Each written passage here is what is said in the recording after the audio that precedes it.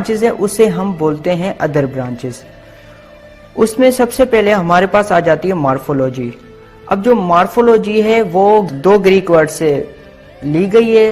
पहला है word morph जिसका मतलब है फॉर्म, और दूसरा वर्ड है लॉजी जिसका मतलब है स्टडी।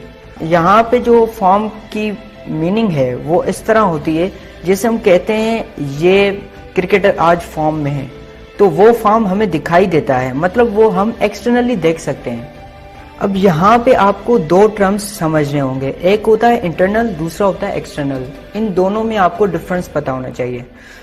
अगर हम एग्जाम्पल ले लेते हैं कार का, अगर आप कार को एक्सटर्नली देख रहे होंगे तो आप डोर, विंडो इनकी बात कर रहे होंगे, मतलब वो चीज जो आप अंदर जाने के बगैर आप देख सकते हो उसे हम बोलते हैं एक्सटर्नल।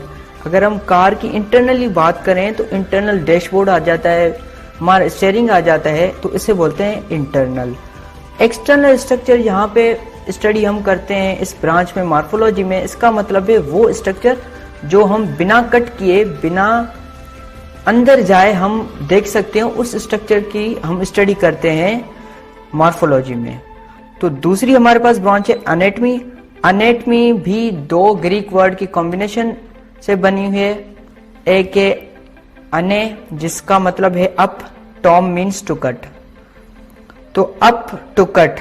अब यहाँ पे जो कॉन्सेप्ट आ जाता है इस ब्रांच का टू कट, मतलब हम किसी भी चीज को काटते हैं तो वो आ जाता है हमारा इंटरनल। तो हम इस ब्रांच की अगर डेफिनेशन की बात करें, it deals with internal structure of living organism, it is also a branch of biology. ये डील करती है इंटरनल स्ट्रक्चर से, मतलब कि वो स्ट्रक्चर जिसको हम कट करने के बाद देख सकें उसे हम बोलते हैं इंटरनल स्ट्रक्चर। मतलब हम इस ब्रांच में स्टडी करते हैं internal structures of living organism. वो स्ट्रक्चर जिसको हम काटने के बाद देख सकें उसकी हम स्टडी किस ब्रांच में करते हैं, एनाटमी में, और ये भी ब्रांच है बायोलॉजी की। अब तीसरी हमारे पास जो ब्रांच है वो है हिस्टोलॉजी। हिस्टोलॉजी दो ग्रीक वर्ड से उठाई गई है, एक है हिस्टोस जिसका मतलब है टिश्यूज, दूसरा वर्ड है लॉजी जिसका मतलब है स्टडी। इसकी अगर हम डेफिनेशन की तरफ आए तो इसमें हम स्टडी करते हैं टिश्यूज ऑफ लिविंग ऑर्गेनिज्म के बारे में। अब टिश्यू किसे कहते हैं आपको पता होगा, हमारी जो बॉडी है वो सेल की बनी हुई है। जब दो सेम टाइप ऑफ सेल आपस में मिलते हैं तो टिश्यू बनाते हैं, तो उस टिश्यूज की हम स्टडी करते हैं जो कि लिविंग ऑर्गेनिज्म के होते हैं, वो स्टडी करते हैं हम हिस्टोलॉजी में। हमारे पास जो नंबर 4 में ब्रांच है वो है साइटोलॉजी। इसको हम सेल बायोलॉजी भी कहते हैं। ये दो वर्ड की कॉम्बिनेशन से बनी हुई है, एक है काइटोस इसका मतलब है सेल, दूसरा है लॉजी जिसका मतलब है स्टडी।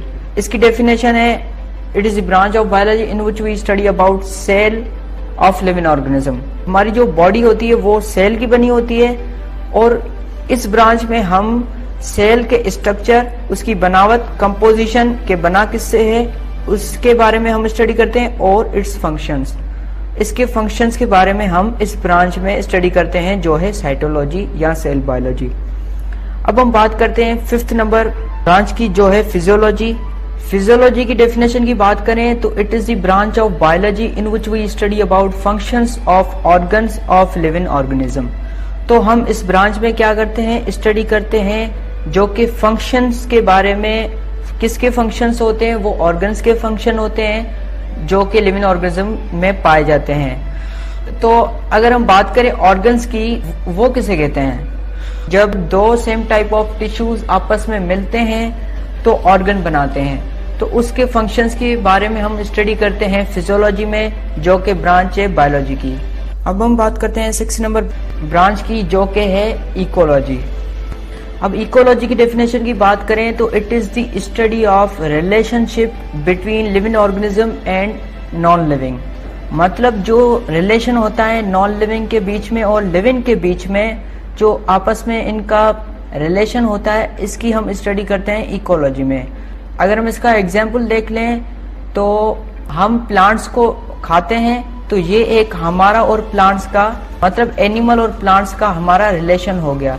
ऐसे ही नॉन लिविंग के साथ भी हमारा रिलेशन है, हम लिविंग हैं क्योंकि हमारे पास लाइफ है। और नॉन लिविंग किसे कहते हैं, जिसमें लाइफ नहीं होती। मसलन के तौर पे मैं आपको बता दूं, हम पानी पीते हैं तो पानी क्या है, नॉन लिविंग है, तो हमारा पानी से एक रिलेशन होता है, उसकी हम स्टडी करते हैं इकोलॉजी में। सातवीं हमारे पास जो ब्रांच है वो है एम्ब्रियोलॉजी, और इसे हम डेवलपमेंटल बायोलॉजी भी कहते हैं। ये ग्रीक वर्ड एम्ब्रियोन से उठाई गई है, और दूसरा वर्ड है लॉजी, जिसका मतलब मैंने पहले ही बताया हुआ है, स्टडी। तो एम्ब्रियोन को हम इंग्लिश में एम्ब्रियो कहते हैं। अब एम्ब्रियो क्या है, जब फर्टिलाइजेशन होती है, मतलब जब मेल और फीमेल गेमेट्स मिलते हैं, तो उस प्रोसेस को हम बोलते हैं फर्टिलाइजेशन। उसमें बनता है हमारा जाइगोट। जाइगोट के बाद जो डेवलपमेंट चेंजेस आते हैं उस जाइगोट में, इस चेंजेस के बाद वो जाइगोट चेंज होता है एम्ब्रियो में। अब हम इस ब्रांच की डेफिनेशन की बात करें, study of development changes which occurs after zygote formation up to an organism is formed. अब हम इस ब्रांच में स्टडी करते हैं डेवलपमेंट चेंजेस, जो मैंने आपको बताए, जो चेंजेस आते हैं व्हिच अकर आफ्टर जाइगोट, मतलब जो जाइगोट बनने के बाद जो भी चेंजेस आते हैं, जाइगोट के बाद एम्ब्रियो बन गया, अप टू एन ऑर्गेनिज्म, जब तक ऑर्गेनिज्म बन जाए तब तक जो भी आफ्टर दी जाइगोट चेंजेस आते हैं उसकी हम स्टडी करते हैं एम्ब्रियोलॉजी में। 8वें नंबर पे हमारी जो ब्रांच है वो है टेक्सोनोमी। टेक्सोनोमी दो ग्रीक वर्ड का कॉम्बिनेशन है, एक है टैक्सिस जिसका मतलब है अरेंजमेंट, दूसरा है नोमी जिसका मतलब है लॉज रिलेटेड टू नेमिंग, मतलब वो लॉज जो बिलोंग करते हो नेमिंग पे। अब टेक्सोनोमी में हम स्टडी करते हैं description, identification, classification and scientific naming of living organism on the basis of their similarities and डिससिमिलरिटीज।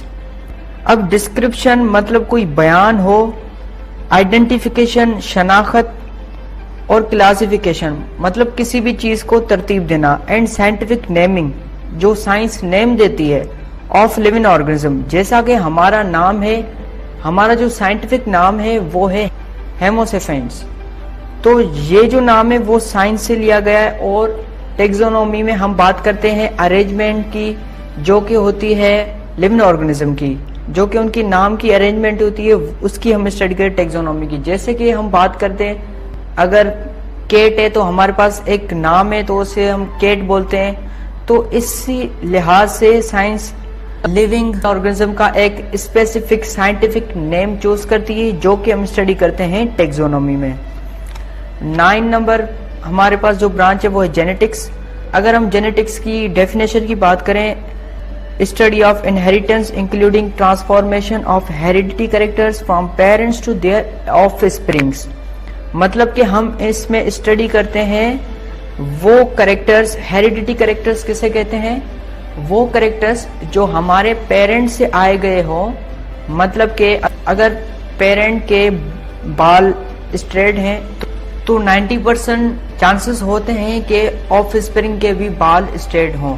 तो इस तरह के कैरेक्टर्स जो होते हैं, जैसे कि हमारे फेस, तकरीबन जो हमारे खानदान के फेसेस होते हैं वो सेम होते हैं, और भी बहुत सारे कैरेक्टर्स वो सेम होते हैं।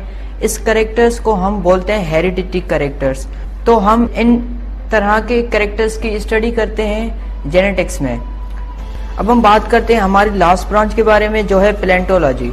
पैलेंटोलॉजी दो ग्रीक वर्ड का कॉम्बिनेशन है, एक है पेलियस, अब पेलियस का मतलब है एंशिएंट, दूसरा है ऑन्टोज जिसका मतलब है बीइंग ऑर्गेनिज्म, मतलब पुराने ऑर्गेनिज्म होना। पुराने ऑर्गेनिज्म होना इसका मतलब क्या होता है, आते हैं डेफिनेशन की तरफ। तो इसमें हम स्टडी करते हैं फॉसिल्स ऑफ लिविंग ऑर्गेनिज्म।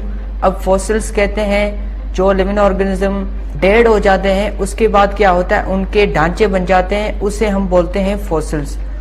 तो पैलेंटोलॉजी में हम उन ढांचों की स्टडी करते हैं जो कि होते हैं लिविंग ऑर्गेनिज्म के। अब पैलेंटोलॉजी फर्दर दो सब ब्रांच में डिवाइड की गई है, एक है पैलेंटोजूलॉजी, दूसरी होती है पैलेंटोबॉटनी। अब मैंने आपको पहले ही बताया हुआ है, जूलॉजी होती है स्टडी अबाउट एनिमल्स, मतलब जो एनिमल, जो जानवर के बारे में जो स्टडी होते हैं उसे हम बोलते हैं जूलॉजी। बॉटनी जो कि प्लांट के बारे में स्टडी होती है उसे बोलते हैं।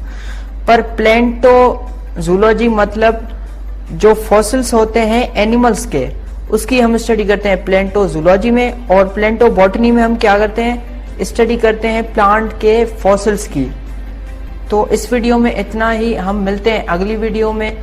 अगर आपको ये वीडियो पसंद आई हो तो लाइक कीजिएगा, कमेंट कीजिएगा और शेयर कीजिएगा अपने दोस्तों के साथ, और हमारे चैनल को सब्सक्राइब करें